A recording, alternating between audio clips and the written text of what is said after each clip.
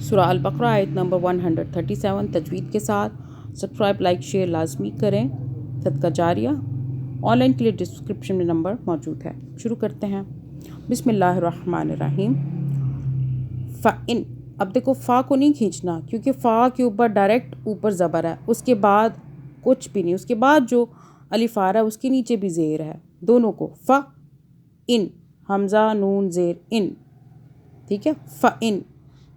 فَإِن آمنوا، نون واو پیش نو. فَإِن آمنوا بِمِثْلِ مَا، اب دیکھو ہم نے اسلام کو نہیں کھینچا، ٹھیک ہے. کھینچنے کا وجہ کیا ہوتی ہے؟ جب یا آئے، لام یا زیر لی، یا آتا ہے تو پھر کھینچتے ہیں نا. اب اس کے آگے یا نہیں ہے، اسلام کے آگے یا الف بھی نہیں ہے، یا نہیں ہے، ٹھیک ہے. لام یا زیر لی ہوتا ہے، ٹھیک ہے. اور لام الف زبر لا ہوتا ہے کھینچنے کے لیے. لا، لی، لو، لام واو پیش لو، ٹھیک ہو گیا. تو کچھ بھی نہیں ہے. بِمِثْلِ مَا، آگے چلیں. آمنتم بِهِ، نون پہ اخفا کیا، میم پہ ہم نے غنہ کیا. میم کا قاعدہ کیا ہے؟ جب میم ساکن کے آگے با آئے گا تو اس میم پہ ہم غنہ کریں گے 2 سیکنڈ کا، ٹھیک ہے. یہ بس یہی والا قاعدہ ہے میم کا، جب اس کے آگے با آئے گا. یہ آ رہا ہے نا اوپر. آمنتم بِهِ فَقَدِ اهْتَدَوْا، فَقَدِ اهْتَدَوْا، قاف کو موٹا پڑھیں. فَقَدِ اهْتَدَوْا، دال واو زبر دو.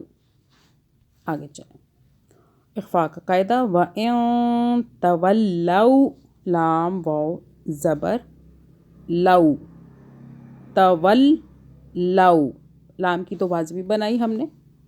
فَإِنَّمَا، نون مشدد آ گیا، اس پہ ہم نے غنہ کیا، ٹھیک ہے. میم اور نون مشدد پہ غنہ ہوتا ہے، یاد رکھیں. ہم فی، اب یہ جو فا ہے اس کے آگے دیکھ لیں یا آ رہا ہے، ٹھیک ہے. یہ ایسے کر کے ایسے کر کے یہ یا آ رہا ہے، ٹھیک ہے. فا یا زیر فی ہم کھینچ رہے ہیں، یا یہاں پہ یا ساکن جو ہے یہ مدہ ہو رہی ہے. مدہ کا مطلب کھینچنا. ہم فی شقاق، قاف کو ہم کیوں کھینچ رہے ہیں اس والے؟ کیونکہ اس کے آگے الف آ رہا ہے. شقاق، رک جائیں گے. قاف کو ہم نے ساکن کر دیا رکنے کی صورت پہ. شقاق، نہیں رکنا تو شقاقن آپ پڑھ سکتے ہیں. آگے چلیں. فَسَيَكْفِيكَهُمُ اللَّهُ، دوبارہ پڑھ لیں.